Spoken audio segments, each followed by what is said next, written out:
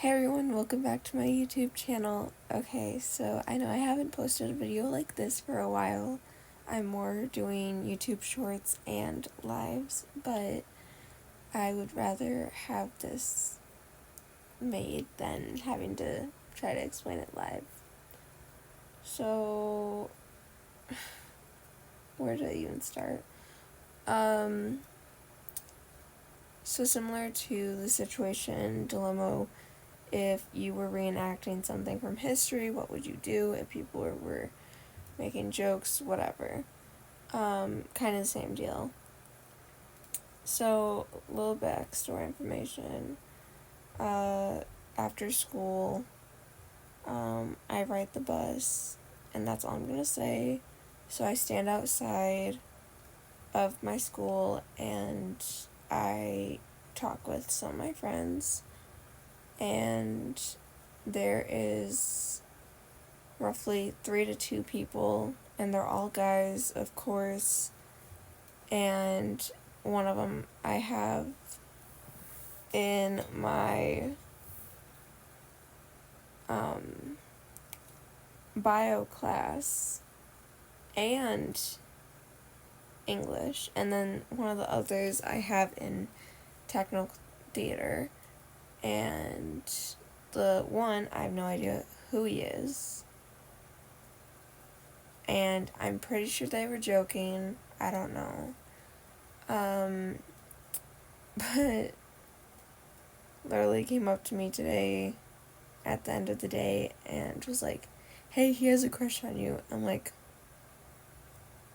so I look at the group of boys, and I literally have a friend staying right next to me, and so I look at her and I'm like, well, anyways, continue on with your conversation. What were you saying? And she's like, boys are weird. I'm like, yeah. So, like, in that situation, what do you do? Because I kind of just continued on with what I was doing. Because, like, they've came up to me since Tuesday. Even with my headphones on, I will literally be just, like, in my own little world. But today I took my headphones off to talk to her. She's one of the few people I will talk to after school. So, like, in that situation, what do you do? Ignore them and continue with what you were doing, or do you actually talk to them about it? Because I'm, like, continuing on with what you were doing. What do you guys do? And if you want, you can let me know down in the comments below it, as long as YouTube does not disable them. And like I said, I just want to know what you guys would do, because to me it's kind of creepy and weird. Not really creepy, but like, it's weird. Especially since I don't know that person. So it's like, no. Can you just keep walking, please? Because I'm pretty sure I was like,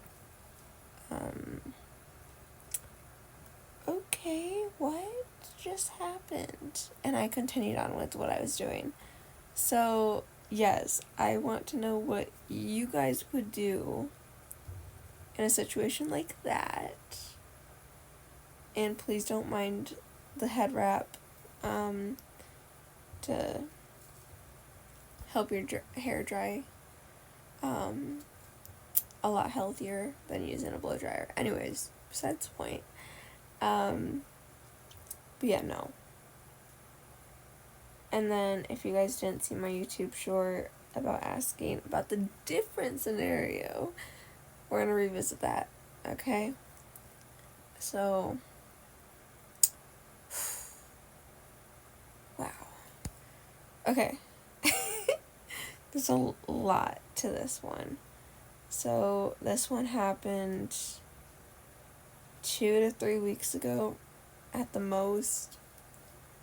and I have world history this trimester, and it's been pretty good. But we are learning about the French Revolution, and if you are younger than 10, please don't go searching it up. If you're really that curious, ask your parents. I'm not going to get into too many details. Obviously, it grosses me out just thinking about it. So do not go searching for it. Well, we reenacted everything that happened. So we have the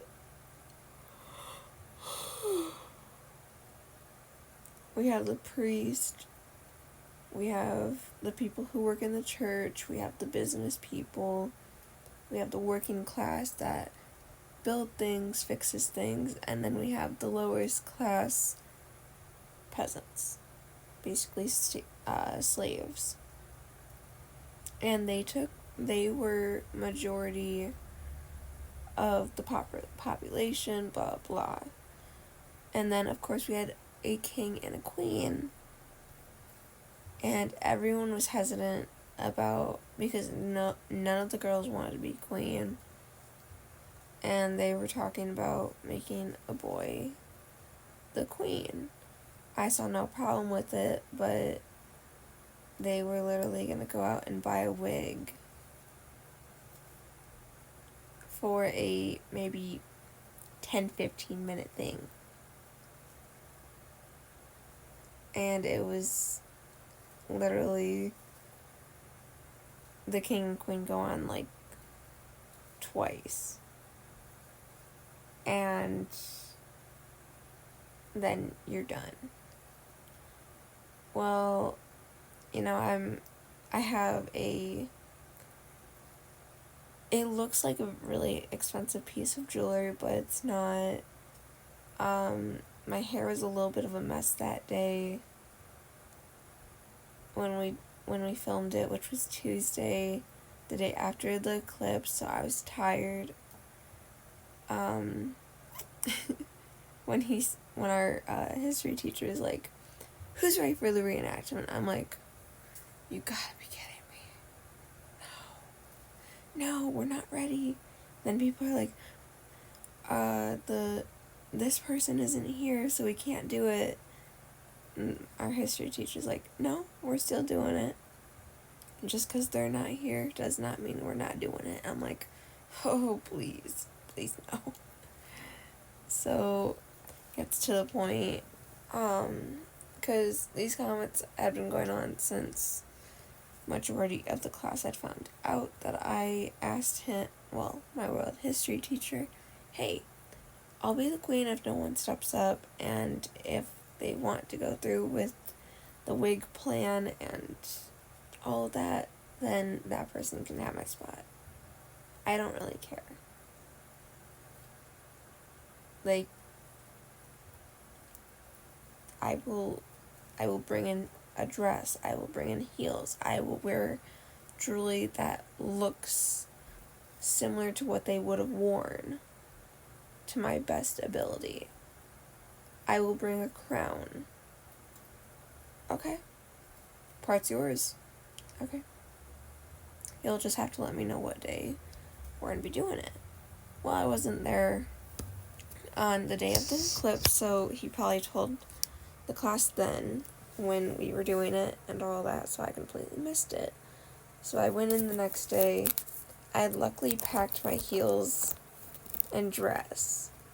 Now, I did not change into my dress. But, anyways, yeah. So, I'm in these giant high heel shoes. And they're maybe, 6 feet, maybe. But, who knows. Hold on. Second part.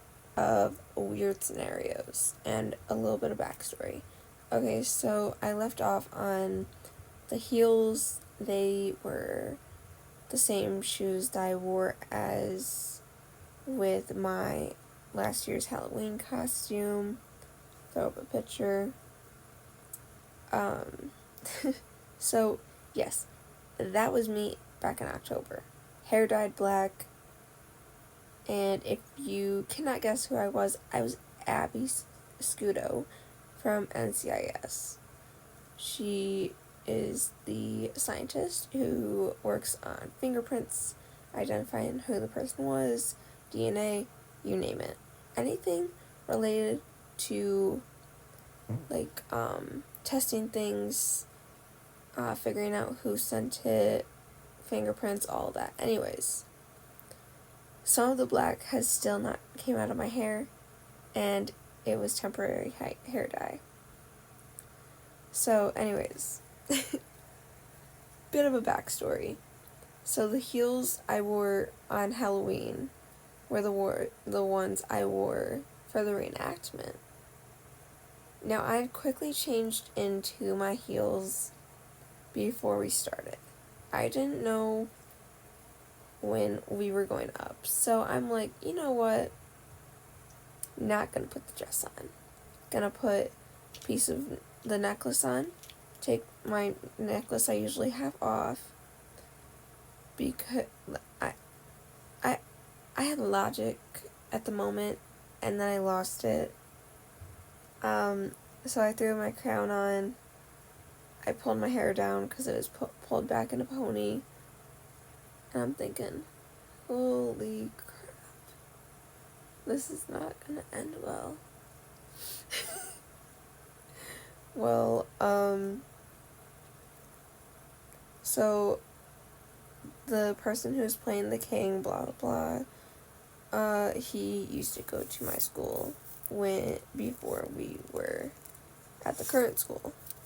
Anyways, a bunch of the old kids from my old school had the same history class as me, and from the get-go, from the run-through till the reenactment, all I heard were little comments like, isn't that your queen over there, blah blah, what are you doing with your queen, you hanging out with your queen, oh, by the way, I sent you a photo with your queen. I'm like, what? And then, obviously, it was a lot because a lot of them are not annoying, but they're not matured. I'm not saying all, but I'm saying more of the boys have not really matured much. So I was queen, and we were just about ready to shoot the scene where the king and queen come in and tell everyone to bow down to them. And I was standing, so I was able to like lean on a desk a little bit because I hadn't been in those heels for a while, since October. Take a minute. October to April. Think about that. First time I had put those things on in who knows how many months. Like, hello, hi. So everyone who was on the other side was like, Casey, you gotta get closer.